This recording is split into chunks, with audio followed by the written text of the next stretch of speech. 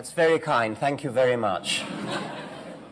I'd like to dedicate this lecture to the memory of George W. Barlow, a long-term faculty member here who recruited me here for my very first job as an extremely junior assistant professor and was my guide and mentor during the time I was here.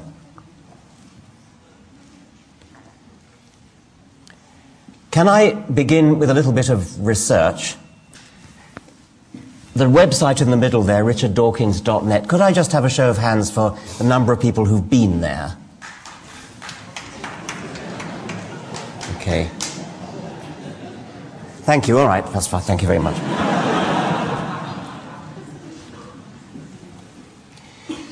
Isn't it a remarkable coincidence? Almost everyone has the same religion as their parents. And it always just happens to be the right religion. Religions run in families. If we'd been brought up in ancient Greece, we'd all be worshipping Zeus and Apollo. If we'd been born Vikings, we'd be worshipping Wotan and Thor. How does this come about? Well, of course, through childhood indoctrination. One by one, those ancient belief systems have vanished from the face of the earth, and we seem to get on just fine without them. Zeus with his thunderbolts, Apollo, Wotan, Thor with his hammer, Baal, Mithras, and Amun-Ra, all were once worshipped as gods. People believed in them, prayed to them, sacrificed to them. Children were brought up with them, told of their existence as a matter of undoubted fact. But nowadays, everybody agrees that no matter how sincere those believers undoubtedly were, they were deluded. Every one of those gods was a delusion, and so were countless other gods that human tribes have sincerely believed in all around the world. Some of us just go one god further.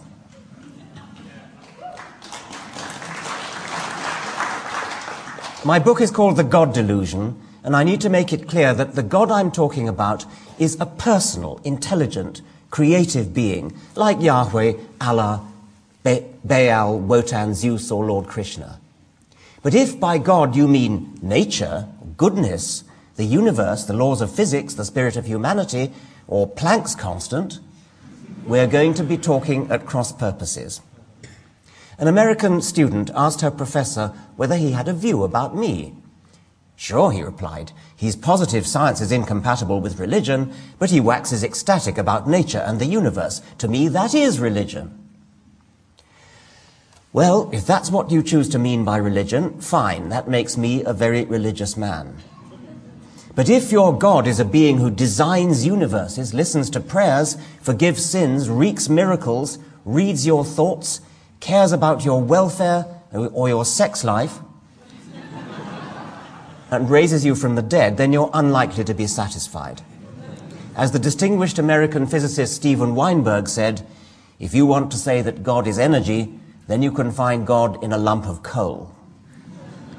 But I would add, don't expect congregations to flock to your church. This is sometimes called pantheistic religion. I call it Einsteinian religion. When Einstein said, did God have a choice in creating the universe, he meant, could the universe have begun in more than one way? God does not play dice was Einstein's poetic way of doubting Heisenberg's indeterminacy principle. Einstein did not believe in God. He did not believe in a personal God. He was irritated when people said that he did. But what did he expect? The hunger to misunderstand should have been palpable to him. Religious physicists, if you meet one, usually turn out to be so only in the Einsteinian sense. They are atheists of a poetic disposition, and so am I. But given the widespread yearning for that great misunderstanding, deliberately to confuse Einsteinian pantheism with supernatural religion is an act of intellectual high treason. Another example of Einsteinian religion, the Indian-American Nobel Prize-winning physicist Subramanian Chandrasekhar said, "This shuddering before the beautiful, this incredible fact that a discovery motivated by a search after the beautiful in mathematics should find its exact replica in nature persuades me to say that beauty is that to which the human mind responds at its deepest and most profound. The American physicist John Wheeler said, "We will grasp the central idea of it all as so simple, so beautiful, so compelling, that we will all say each to the other, 'Oh, how could it have been otherwise? How could we all have been so blind for so long?'" Don't forget, by the way, with all this talk of aesthetic beauty, beauty isn't enough. It must also be true. And that comes, finally, to evidence. Beauty may be a good guide to the stage of science where we put forward hypotheses, but those hypotheses must finally be tested. Carl Sagan said this, How is it that hardly any major religion has looked at science and concluded this is better than we thought? The universe is much bigger than our prophets said, grander, more subtle, more elegant. Instead, they say, no, no, no, my God is a little God, and I want him to stay that way. A religion, old or new, that stressed the magnificence of the universe as revealed by modern science might be able to draw forth reserves of reverence and awe hardly tapped by the conventional faiths. Sooner or later, such a religion will emerge. Einsteinian religion, pantheistic religion, does not involve belief in anything supernatural. The pantheistic God doesn't exist, except in a purely poetic sense. Of those people who do believe in a supernatural God, many make a distinction between deism and theism. The deistic God designs the laws of physics and then retires never to be heard from again. Certainly not interested in human affairs. The theistic, interventionist God, there he is, he's parting the Red Sea then. He intervenes in the world, intervenes in human affairs, performs miracles, answers prayers, and all that other list of things that I gave you earlier. There are many people who call themselves agnostic, and I want to clarify this. It's rather a confusing term.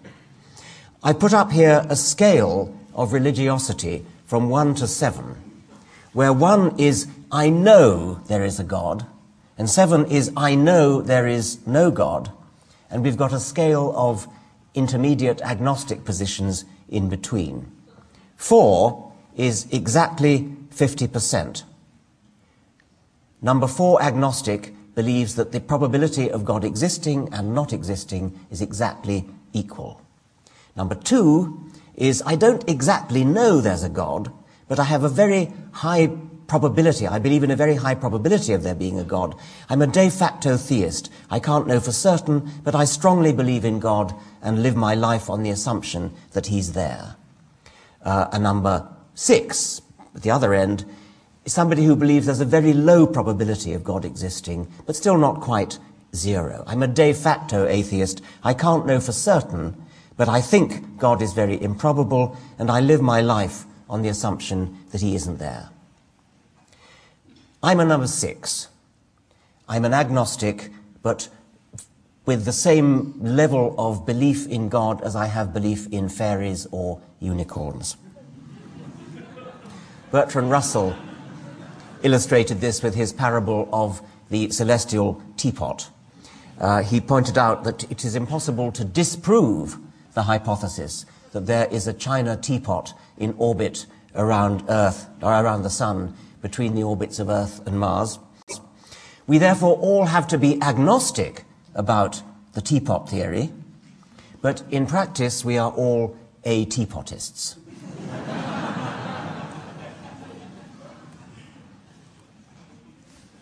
I want to make it clear that the agnostic position does not, should not, be confused with an exact 50-50 probability position. There are people who quite wrongly and illogically say, you can neither prove nor disprove the existence of God, therefore there's an exactly 50% probability of God existing. It's like tossing a penny. That, of course, is completely illogical. Just because you cannot disprove something, and the teapot example shows that, it doesn't mean the odds of it being there are 50%, and you can quickly see that with the example of the teapot. I regard the hypothesis of the existence of God as a scientific hypothesis, and in this I disagree with many of my scientific colleagues who feel that science and religion have absolutely nothing to do with each other, and you can be a perfectly good scientist while your religious belief is a purely private matter that has nothing whatever to do with your science. I think that's wrong, because a universe with a God would be a completely different kind of universe from one without, and the difference would be a scientific difference. God, by the way, could clinch the matter in a heartbeat in his favor if he chose to intervene, for example, at this very moment.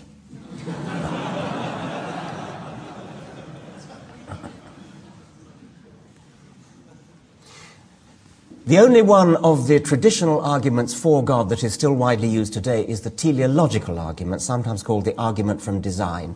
It's the famous watchmaker argument.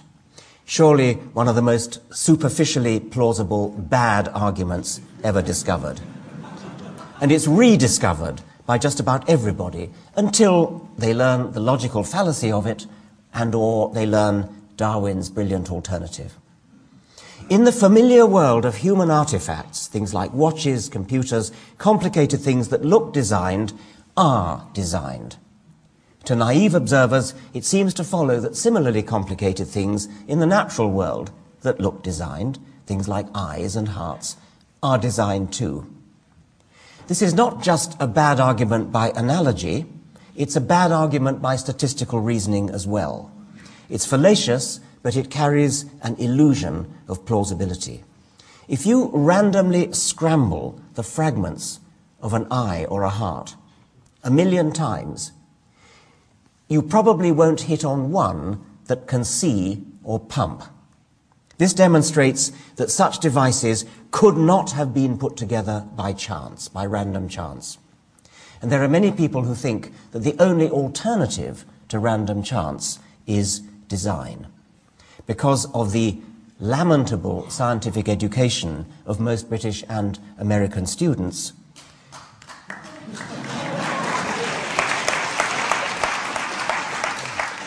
There are many people who simply don't know what Darwinian natural selection is, and therefore the only alternative to chance that many people can imagine is design.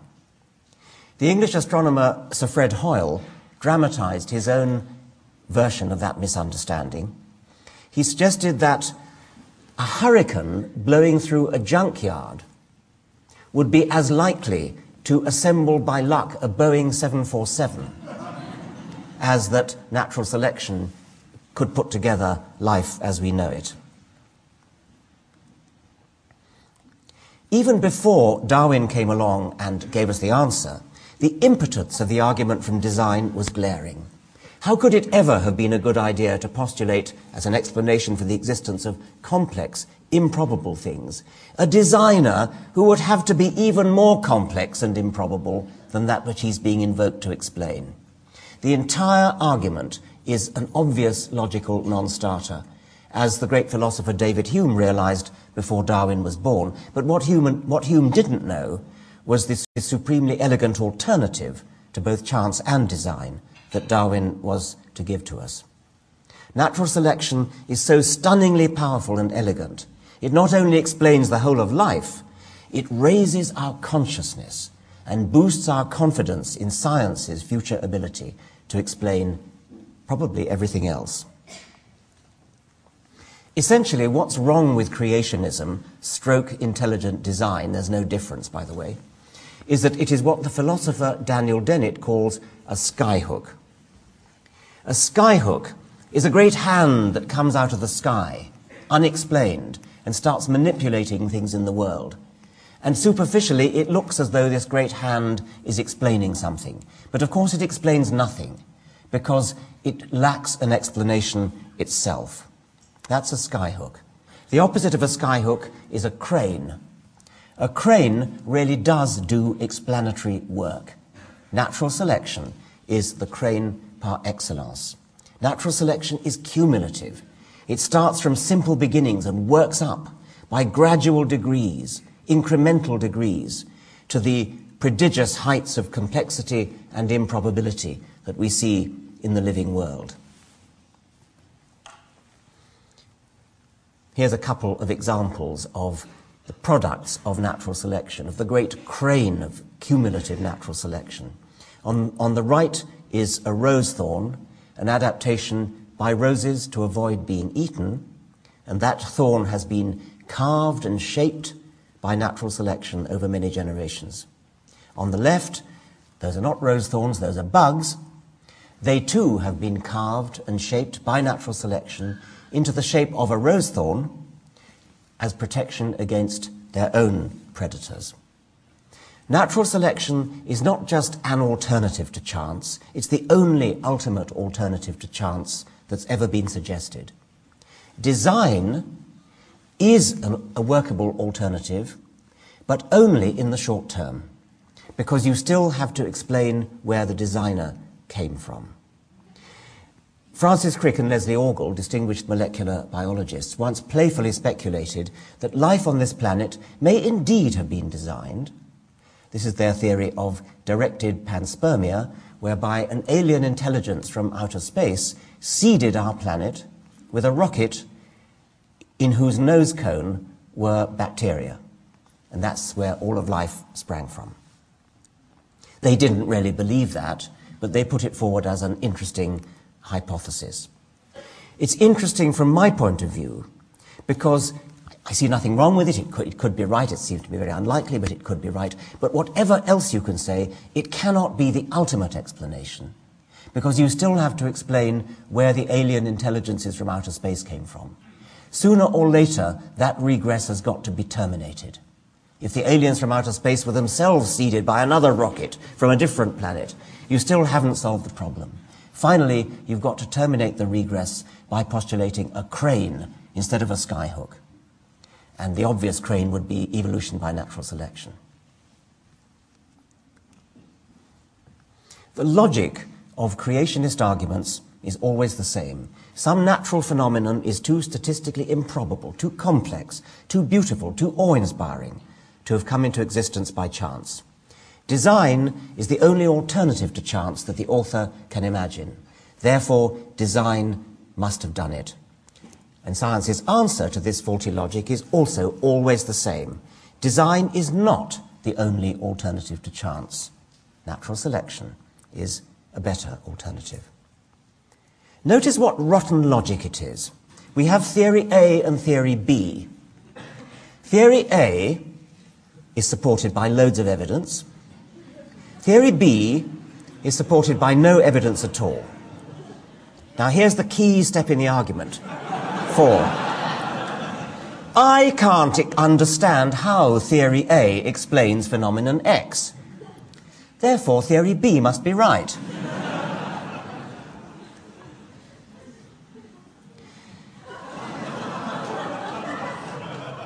I bet you don't know how the elbow joint of the lesser-spotted weasel frog evolved.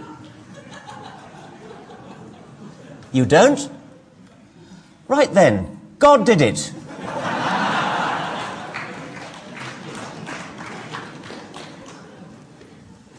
This kind of argument is a failure of the imagination. I've described it as the argument from personal incredulity. A metaphor for extreme improbability is a combination lock.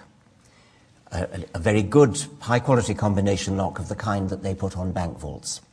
A bank robber could theoretically get lucky and hit upon the right combination and therefore get all the money in the bank. But in practice, combination locks, at least the ones at bank vaults, are designed with enough improbability to make this tantamount to impossible, as unlikely as Fred Hoyle's spontaneous coming into existence of a Boeing 747. But now imagine a badly designed combination lock. One that gives little hints, a bit like the childhood game of Hunt the Slipper, where you say, getting warmer, getting cooler, getting warmer, getting warmer. Suppose that Each time you turn the dial and you get a little bit closer to the correct combination, suppose that the bank vault door creaks open just a chink and a little bit of money spills out. The dribbling combination lock, which of course the bank robber would instantly home in on the jackpot if he had that sort of clue. The dribbling combination lock is a better analogy for Darwinian evolution than the real bank lock, which offers only two possibilities, the jackpot or nothing. And the trouble with creationist arguments is that they all think that evolution by natural selection is a jackpot or nothing argument. Nothing could be further from the truth. But God, the God theory, on the other hand, really is a jackpot or nothing argument, because God is postulated as being there from the beginning, before the process of evolution got going. I can imagine godlike beings, like the ones that Crick and Orgel postulated as seeding life from their planet to ours. I can imagine godlike beings, such that if we ever met them, I mean, if they came here, for example, in order to have got here, they would have to be godlike, because for sure, we couldn't get there. I mean, they need to be technological wizards of a sort that we have no comprehension of. We would worship them as gods, but they would not be gods, because ultimately they would have evolved by a gradual process. But the God of the Old Testament, the God of the New Testament, the God of the Muslims, who's always been there, he is the ultimate 747.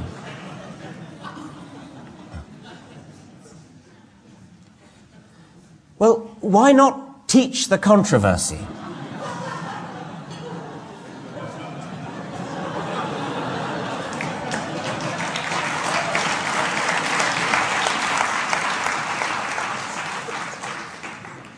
There are real controversies in science. They're interesting, and we should certainly teach them. It's a very important part of scientific education to understand that science is not a done deal, that scientists are constantly changing their minds as new evidence comes in. That's important. So let's by all means teach controversies that really are proper scientific controversies. But the controversy over so-called intelligent design versus evolution is just not a real controversy at all. I hope it's not pure wishful thinking to suggest that there is a new wave of reason sweeping across America, Britain, the whole of the Western world. One indication of this, perhaps, is a wave of best-selling books, which I'm happy to advertise. And perhaps even more significant is the backlash, and I invite you to count along.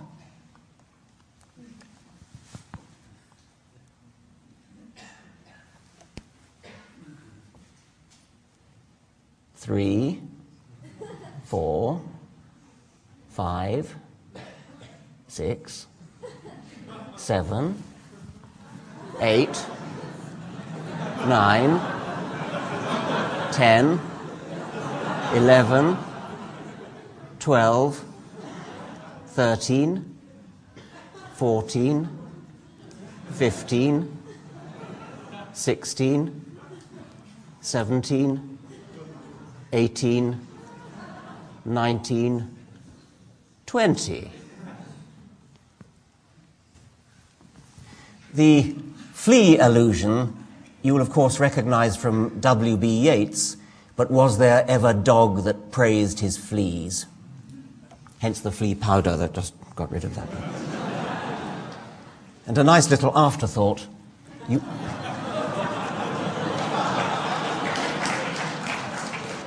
You may not have seen the British edition, but that's a copy of the cover design of the British edition of the God Delusion.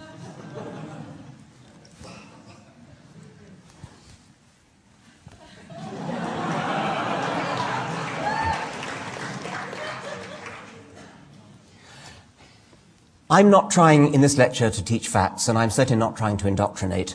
I'm trying to raise consciousness. And we've all met the phrase consciousness raising in the context of feminism. It's especially powerful. There's no law against using a phrase like the rights of man or one man, one vote. Yet because we've all had our consciousness raised by feminists, most of us feel kind of uneasy when we hear people use a phrase like one man, one vote. And even those who still use man in that sort of sentence do so with their consciousness raised. They know what they're doing. They're taking a stand for traditional language, perhaps, or trying deliberately to rile feminists. But everybody on one side or the other has had their feminist consciousness raised. And I want to raise our consciousness about some unconscious assumptions we all make about religion. Let me try a little experiment on you.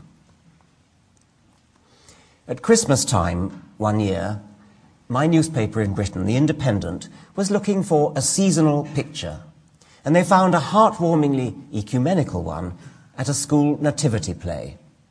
The three wise men were played by Shadbreet, a Sikh, Musharraf, a Muslim, and Adele, a Christian, all aged 4. Now my guess is that you probably think that picture's rather sweet. How nice that 4-year-olds who belong to different religions should come together in a nativity play.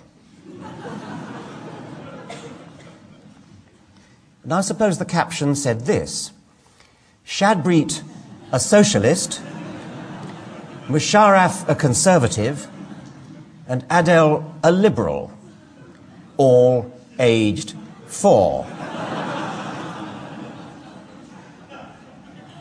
Shadbreet, an atheist, Musharraf, an agnostic, and Adele, a secular humanist, all aged 4.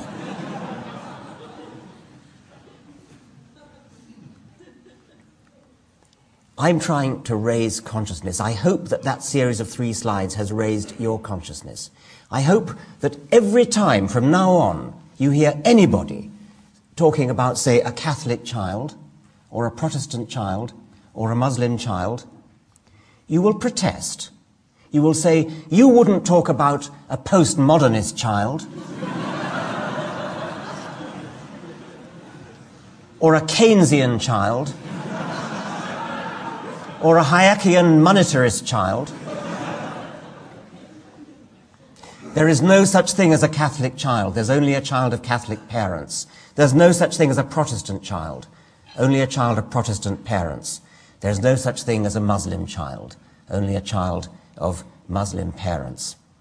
I repeat these slogans over and over again, probably too often. Too often? It can't be too often when you're in the business of consciousness raising. Please join me in protesting every time you hear anyone ever referring to a Catholic child, a Christian child, a Muslim child, etc. I like to think that this particular piece of consciousness raising has had some effect. I'm now going to play you a short 3-minute extract from a British comedian called Marcus Brigstock.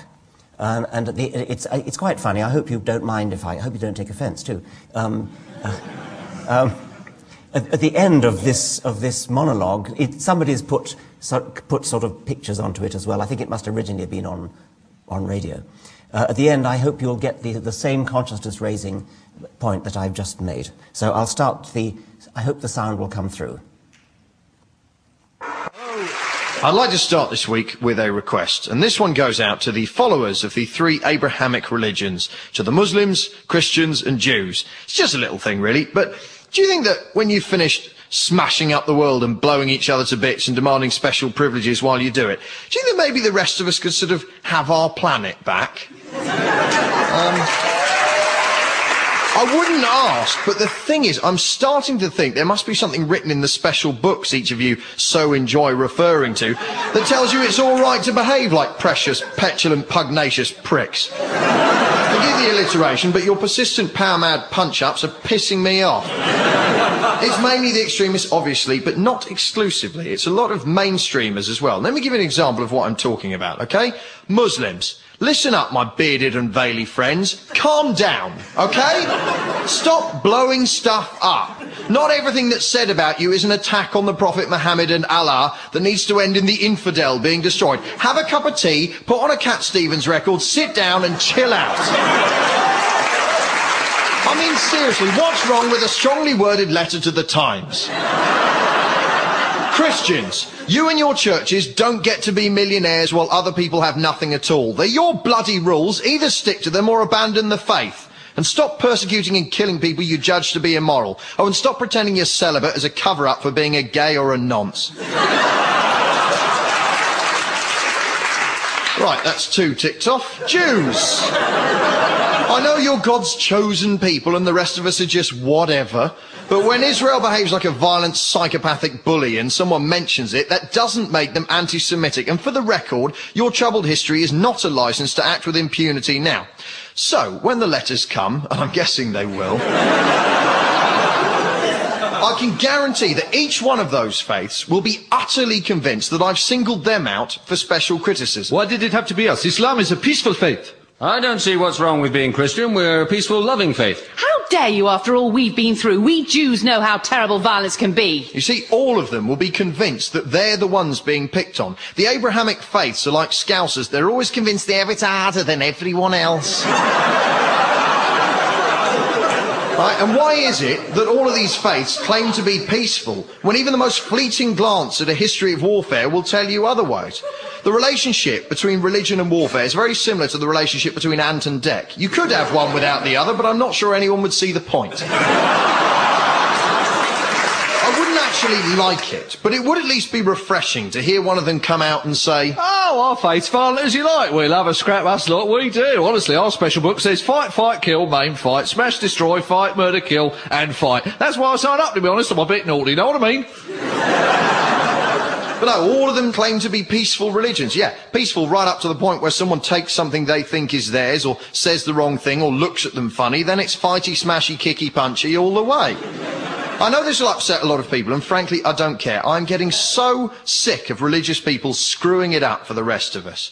Please don't kill us. Seriously. As far as I'm concerned, this is the only chance we get. When we die, it's all over. There's no virgins and pearly gates waiting for us, no big beardy man saying... Right, so how do you think that went then? Bit mixed? Killed a lot of people in my name, I see. Yeah, not really what I had in mind, actually. Tell you what, have another go as a worm. While we're at it, I'm sick of religious people forcing their children to define themselves by their parents' faith. A 4-year-old is no more a Christian than he is a member of the Postal Workers Union. A fair working wage, decent working conditions, and time allotted to see the new Transformers film, said a spokesman.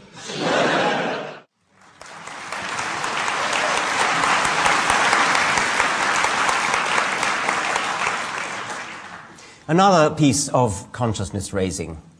You've all seen maps of the world showing what people believe in different places.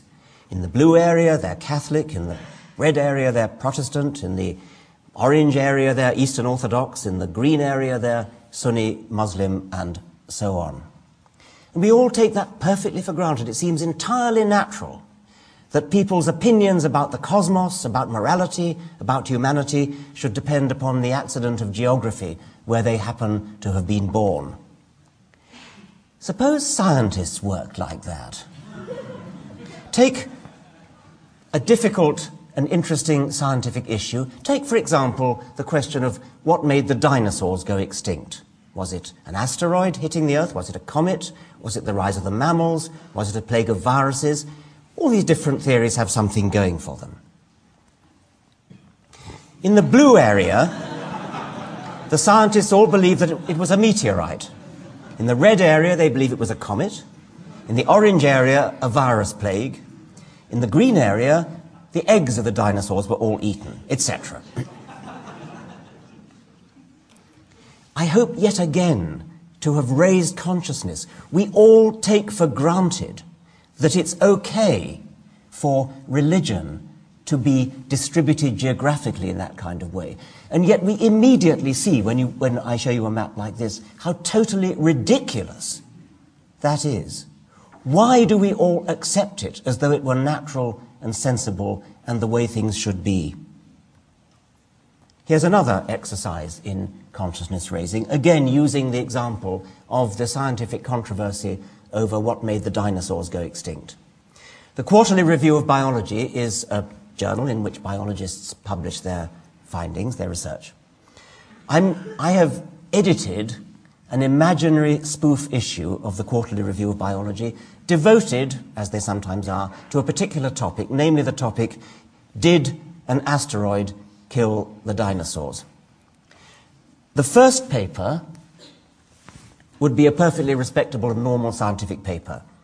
Iridium layer at KT boundary and potassium argon dated crater in Yucatan indicate that an asteroid killed the dinosaurs. Nobody would be surprised to see a paper like that in any scientific journal. The President of the Royal Society has been vouchsafed a strong inner conviction that an asteroid killed the dinosaurs. It has been privately revealed to Professor Huxtane that an asteroid killed the dinosaurs. Professor Haldley has been brought up to have total and unquestioning faith that an asteroid killed the dinosaurs. Professor Hawkins has promulgated an official dogma binding on all loyal Hawkinsians that an asteroid killed the dinosaurs. Professor Huxkins is personally offended by all strident, shrill and polemical denials that an asteroid killed the dinosaurs. Professor Hallux derives deep personal comfort from his belief that an asteroid killed the dinosaurs. The President of the National Academy of Sciences has issued a fatwa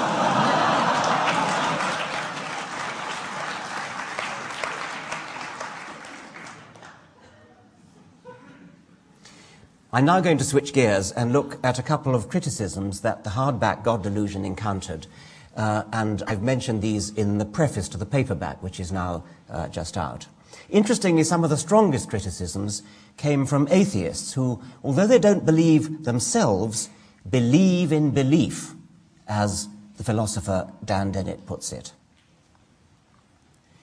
I'm an atheist, but I wish to dissociate myself from your shrill, strident, intemperate, intolerant, ranting language. Well, actually, if you look at the language of the God Delusion, it's rather less shrill or intemperate than we regularly take in our stride when listening to political commentators, for example, theatre critics or book critics or restaurant critics. Here are some quotes from restaurant criticisms of London restaurants in the leading papers recently. It is difficult, if not impossible, to imagine anyone conjuring up a restaurant, even in their sleep, where the food in its mediocrity comes so close to inedible. All things considered, quite the worst restaurant in London, maybe the world, serves horrendous food grudgingly in a room that is a museum to Italian waiters' taste, Kirker 1976. The worst meal I've ever eaten, not by a small margin, I mean the worst, the most unrelievedly awful. What looked like a sea mine in miniature was the most disgusting thing I put in my mouth since I ate earthworms at school. Well, insulting a restaurant might seem trivial compared to insulting God, but restaurateurs and chefs really exist, and they have feelings to be hurt. Whereas blasphemy, as the witty bumper sticker puts it, is a victimless crime.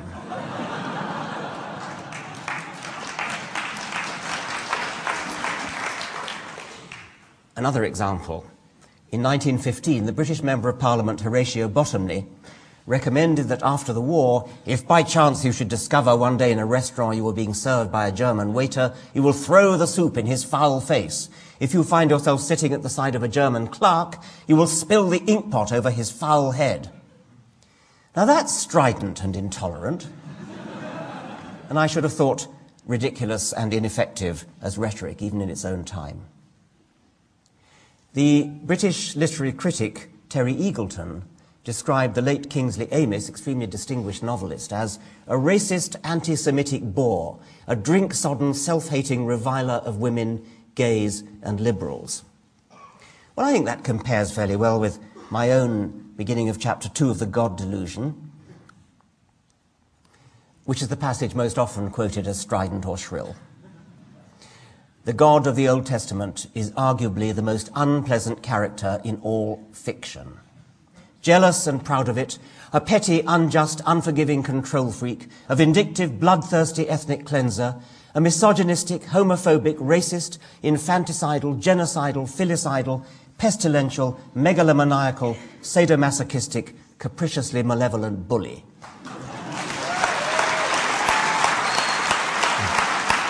Now, that's the passage most often quoted as strident or shrill. It's not for me to say whether I succeeded, but my intention was closer to robust humour, a humorous broadside, rather than shrill polemic. I don't think words like misogynistic, infanticidal, genocidal, megalomaniacal, that doesn't sound shrill to me. Something about those long words suggests that...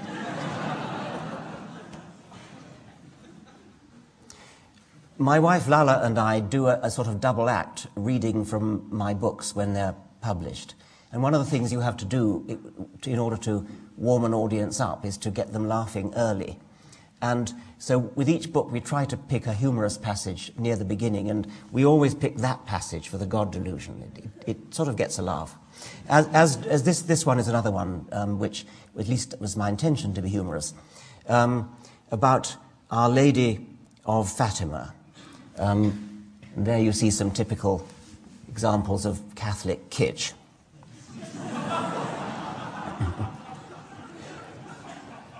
This is a quote from the God Delusion now. Pope John Paul II created more saints than all his predecessors of the past several centuries put together, and he had a special affinity with the Virgin Mary. His polytheistic hankerings were dramatically demonstrated in 1981 when he suffered an assassination attempt in Rome and attributed his survival to intervention by Our Lady of Fatima. A maternal hand guided the bullet. One cannot help wondering why she didn't guide it to miss him altogether. Others might think the team of surgeons who operated on him for 6 hours deserved at least a share of the credit. But perhaps their hands too were maternally guided. The relevant point is that it wasn't just Our Lady who, in the Pope's opinion, guided the bullet, but specifically Our Lady of Fatima. Presumably Our Lady of Lourdes, Our Lady of Guadalupe, Our Lady of Medjugorje, Our Lady of Akita, Our Lady of Zaitun, Our Lady of Garabandal, and Our Lady of Knock were busy on other errands at the time.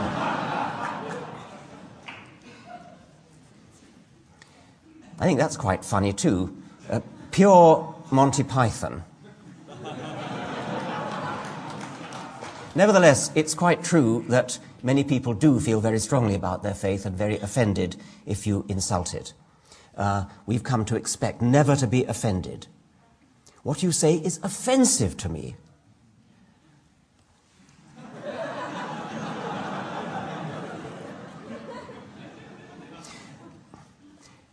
The novelist Douglas Adams, to whom the God Delusion is dedicated, picked out exactly what's going on here in a wonderful speech, an impromptu speech that he made in Cambridge not long before he died, and I was privileged to be there. Fortunately, somebody had the blessed good sense to switch on a tape recorder, and so this priceless hour or so of Douglas just holding forth impromptu is preserved. And I'm going to read a passage from it, because he puts his finger exactly on what's going on with all this offence. Religion has certain ideas at the heart of it which we call sacred or holy or whatever. What it means is, here is an idea or a notion that you're not allowed to say anything bad about. You're just not. Why not? Because you're not. If somebody votes for a party that you don't agree with, you're free to argue about it as much as you like. Everybody will have an argument, but nobody feels aggrieved by it. If somebody thinks taxes should go up or down, you're free to have an argument about it. But on the other hand, if somebody says, I mustn't move a light switch on a Saturday, you say, I respect that. Why should it be that it's perfectly legitimate to support the Labour Party or the Conservative Party, Republicans or Democrats, this model of economics versus that, Macintosh instead of Windows? But to have an opinion about how the universe began, about who created the universe, no, that's holy. We are used to not challenging religious ideas, but it's very interesting how much of a furore Richard creates when he does it. Everybody gets absolutely frantic about it, because you're not allowed to say these things. Yet when you look at it rationally, there is no reason why those ideas shouldn't be as open to debate as any other, except that we've agreed somehow between us that they shouldn't be. And that agreement seems to extend to the non-religious as well as the religious. Let's raise our consciousness. What's so special about religious arguments that they should be immune to exactly the same kind of rational discussion as political or any other kind of arguments?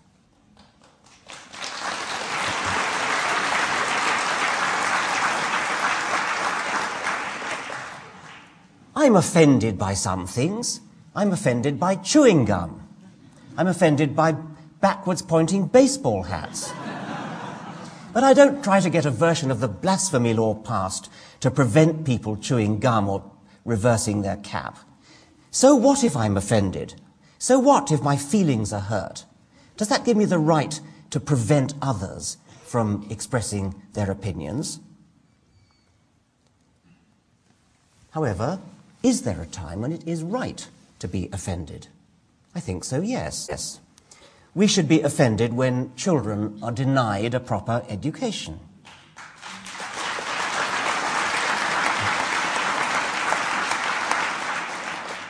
We should be offended when children are told they will spend eternity in hell.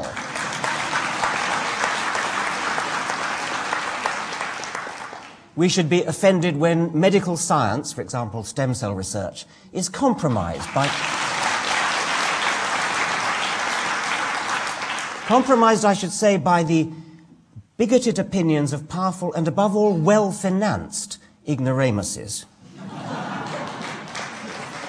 We should be offended when voodoo of all kinds is given equal weight to science. We should be offended by hymen reconstruction surgery.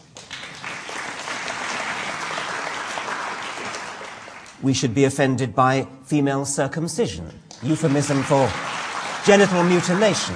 This picture was taken in Africa, but it happens in Britain.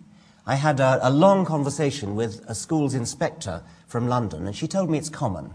Girls are typically sent away to stay with an uncle in Bradford. We should be offended by stoning. This young Kurdish woman was stoned to death in a so-called honor killing because she wanted to marry a young man of the wrong religion. I mentioned the novelist Kingsley Amis a moment ago. His son Martin Amis is an equally distinguished novelist. And he made a very important point. Secularism contains no warrant for action. One can afford to be crude about this. When Islamists crash passenger planes into buildings or hack off the heads of hostages, they shout, God is great. When secularists do that kind of thing, what do they shout? A critic of Martin Amis's book remarked on this. That question is meant to be rhetorical, but there's a simple answer. They shout, secularists shout, Heil Hitler. What a truly outrageous thing to say. Whether or not Hitler was a Roman Catholic, the evidence is contradictory, he often said he was. Nobody could deny that Hitler's soldiers were as Christian as everybody else was in Europe at the time, and that means that most of them were, mostly either Roman Catholic or Lutheran. But even if Hitler was an atheist, so what? Hitler was also a vegetarian. Does that suggest that vegetarians have a special tendency to be murderous, bigoted racists? The point is that there is a logical pathway leading from religion to the committing of atrocities. It's perfectly logical. If you believe that your religion is the right one, you believe that your God is the only God, and you believe that your God has ordered you, through a priest or through a holy book, to kill somebody, to blow somebody up, to fly a plane into a skyscraper, then you are doing a righteous act. You're a good person. You're following your religious morality. There is no such logical pathway leading from atheism or secularism to any such atrocious act. It just doesn't follow.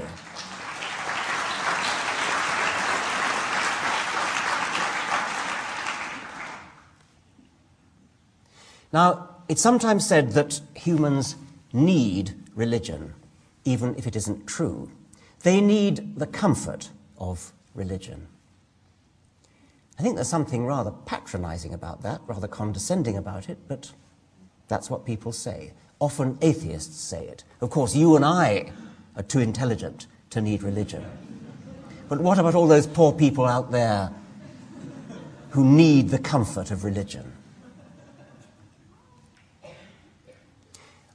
Humanity's need for comfort is, of course, real. But isn't there something childish, something infantile, in the belief that the universe owes us comfort, in the sense that if something is comforting, that must kind of make it true? Isaac Asimov's remark about the infantilism of pseudoscience is just as applicable to religion.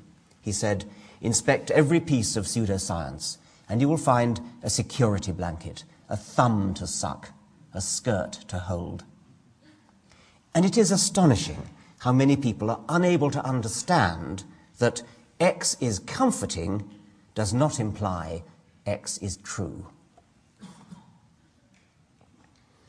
A related plaint concerns the need for a purpose in life. To quote one Canadian critic, "The atheist may be right about God, who knows?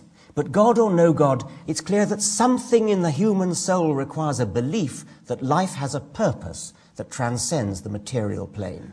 One would think that a more rational than thou empiricist such as Dawkins would recognize this unchanging aspect of human nature. Does Dawkins really think that this world would be a more humane place if we all looked to the God Delusion instead of the Bible for truth and comfort?" Actually, yes.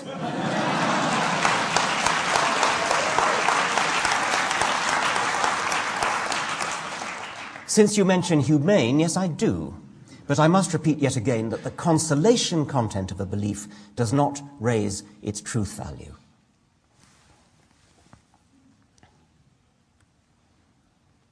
I can't deny the need for emotional comfort, and I can't claim that the worldview adopted in my book offers any more than moderate comfort.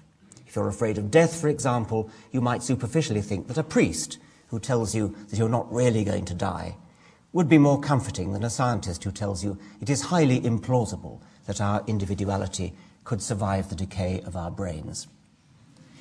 But I have heard experienced nurses who've worked all their lives in old people's homes say that the ones who are most terrified of death tend to be the Roman Catholics. All that guilt fed from the cradle up and the terror of purgatory and hell. As for eternal nothingness, is it really all that frightening? As Mark Twain said, "I do not fear death. I'd been dead for billions and billions of years before I was born, and had not suffered the slightest inconvenience from it."